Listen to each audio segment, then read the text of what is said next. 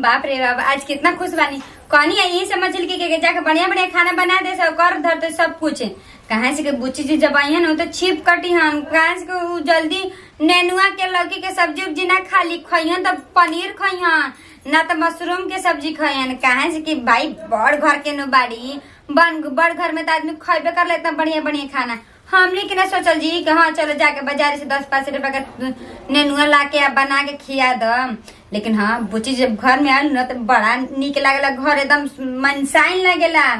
बोल चारा तो सब रहेली घर द्वार में। लेकिन ऐसे ना रहेली नो तो लागेला ना घर काटे के दौड़ेला हमारा। जी अजय दीदी जी का हो बन गल का खाना बनी?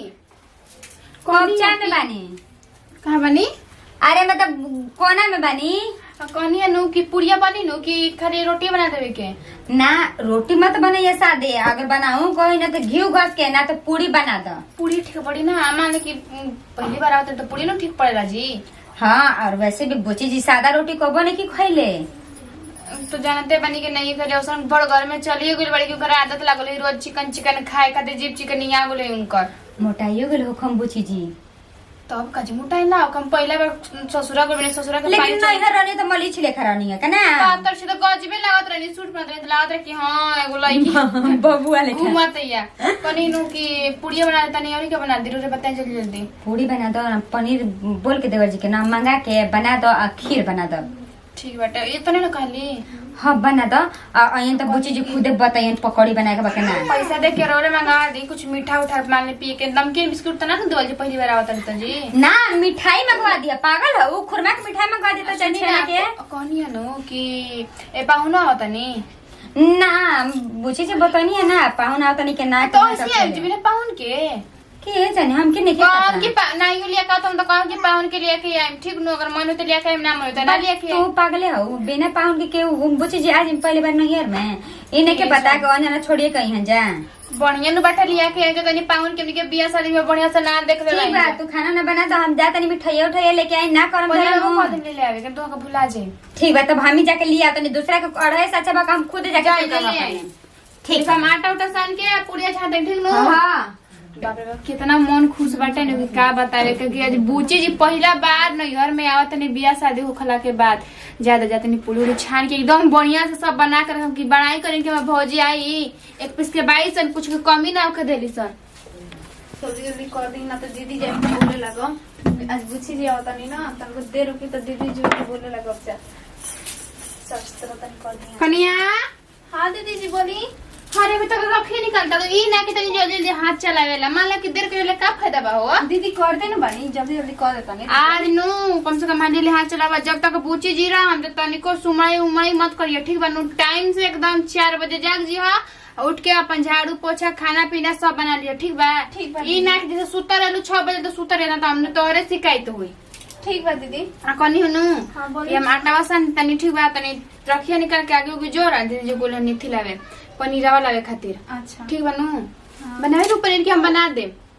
अब बना दे हम ठीक बाटे बना दिया आराम से तनी बढ़िया से साड़ी उड़ी पहन लिया बढ़िया से रहिए ठीक बना। ई ना कि जैसे रहलो वैसे रह लगिया साड़ी कपार पले मत के जगह पाहुना आवत होखम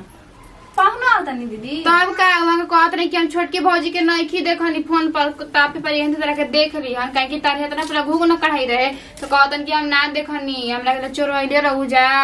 इस कवर में सब कोई रहे उ नहीं रह तब के पारी बढ़िया से एकदम मिल ले कहिया कि हम ही हनी ठीक बनू। ठीक बा दीदी हम ऐसे भी पाउन के नहीं देख ले आज हरी छुटकी और इतना खुशी बाटे न कि बुच्ची जी पहला बार शादी कइला के बाद आवत नहीं एकदम नु लागता कि दुआरिये पर हम बैठा रही खाली दुआरिये नहीं हारत रही कि कब घरवा में आवत जान जो। लेकिन कुछ का कुआर रही तो देखत रही स्नो के न होले कुछ मिलत रहे ला के देत रही हमनी के कोनो चीज के कमी ना होत रही उहे बतिया खोले ला अभी उहे बतिया के ना खुशी होता है कि आइम बुच्ची जी ने तो उहे सामान फिर लाला देम फिर रसी आई लगना चाह चाह करी ठीक बा कनी रखे निकल गइल निकाला तनी तो गमला लेनी तो निकल भी कहां से निकाल तनी रुक गमला लेके आवत नहीं तू ना एथी कर रही से लुसुलुस रे जे बैठ के घर का 50 गो काम पड़ल बा लेके आई दीदी जल्दी। इतना खुशी होता है आज हमने की ननद की आवता नहीं और पाहुन जी साथे साथे आवता नहीं हम आज देख के बड़ी खुशी हो जाए वैसे भी पाहुन जी के नहीं देख ले आज देख ले हम बहुत अच्छा है ठीक बा तनी काम कर ले बर्तन धो ली तन के ये जी हम अपना खुश बनी नु का कहे के शादी के बाद पहला बार आई बनी अपना गाँव में। हाँ एक बात कही का बोली सही कहल जाला कि मतलब नैहर के गोड़ लम्हर होला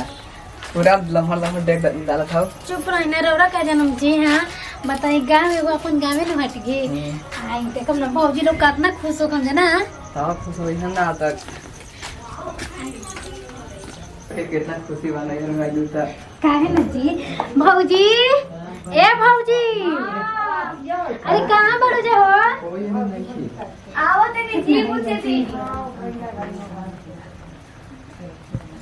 अरे खुश रह जी पाऊँ जी। अब बड़ा ढेर दिन के बाद आई बनी जी। वो बड़की भौजी लोग कहाँ बड़ी घरा में ये पूछे जी कैसन हो गई बनी जी मोटा गुल बनी। अच्छा सब का अच्छा चल घर में चल घर में चल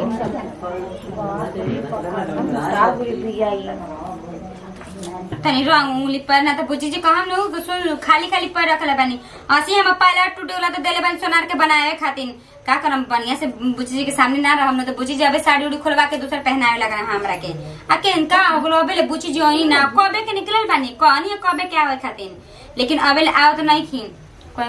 कौन बात तो ना हो गइल ना फोन कोई नहीं बुची जी के हां आई जी पाऊ जी चली आहा गनी का आई जी बुची जी आई तो अब हो छी बोला तो नहीं भौजी खुश रहिए बुची जी खुश रही ए छोटका पानी लेके आवा हां तनी पियो खातिर लेके आओ तनी दीदी। हां हां बैठी ई ना के अंदर आने जाके बैठा देवेला मुखी जी दीदी जी लेके आओ तनी कुर्सी उर्सी। काजी पाहुन जी और सब बताएं घर परिवार के का हाल चाल बा जी ठीक बा बबुआ के हाल चाल ठीक बा ना जाई खेलाई बबुआ जान तो भौजी खाली पूछत रहेला ना आई बना भौजी के तो बबुआ बड़ा चंचल हो। अब भैया का बा कठोरी लेके आवा पानी उनी गोड़ खातिर भौजी तंची लूर ना बोल तन जानी के अरे का हाला करत जा और भौजी वो भौजी कहां बड़ी हो अब जानते बाड़ू बाई जे 4 जानी 3 जानी तीनों जानी में पारा पारी नहीं है जाओ जानी ले लेके अपन अब बिया ई छोट ते बच्चे आई हो दादा सब के का जरूरत रहे भौजी काहे नंदो जी बैठी बनी हो हां बोली लगे बड़िया के छोड़ के आ गए ना दी बुची जी दी ता और सब बताई बुची जी कोनो दुख ना होत रहा सब ठीक बनो घर पर हमार महीना का देखो हम ना आए भौ देखी तो के का बात बोल करो दे ना बुची जी लेकिन मोटा गल बनी चिकन आ गल बनी जी भैया कहां बड़ा जाई ना देवर जी देवर जी कहता नहीं पाहुन जी बहरिया हो मुहा के आवत में भैया सुन ठीक जाई तनी पानी उनी पी के जाती जी ए बुची जी बड़ी रवा चिकन आगल बड़ी नीक लागत नी जी।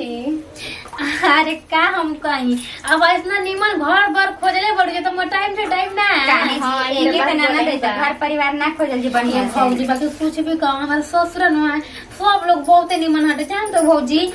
मम्मी जी ना बुझाइले नीचे को कि हमार सास और एकदम मतारी जैसन प्यार दुलार देविला यही से ना घर खोजनी हम जाने तो रहनी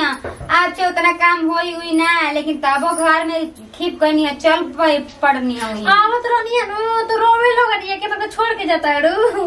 आयो दादा ए घरो परिवार उतना बड़ा बुच्ची जी आई बन तब 1 महीना रह हमें ना तो एक दिन में खाती चल जाई ये भौजी रहे तिहन जे तब नो इया के नो असही करनी है आवते खरी करनी है के देख 10 दिन से बेसी रह गइली है तब ते जान जाई जी बुची जी घर परिवार देख के चले के पड़ेगा मतलब घर परिवार में बुची जी ने बानी के करार बहिला में बानी के ना घर परिवार के देखा ना जी बुची जी घर परिवार में सब कुछ लेके दे के चले के पड़ला मरद और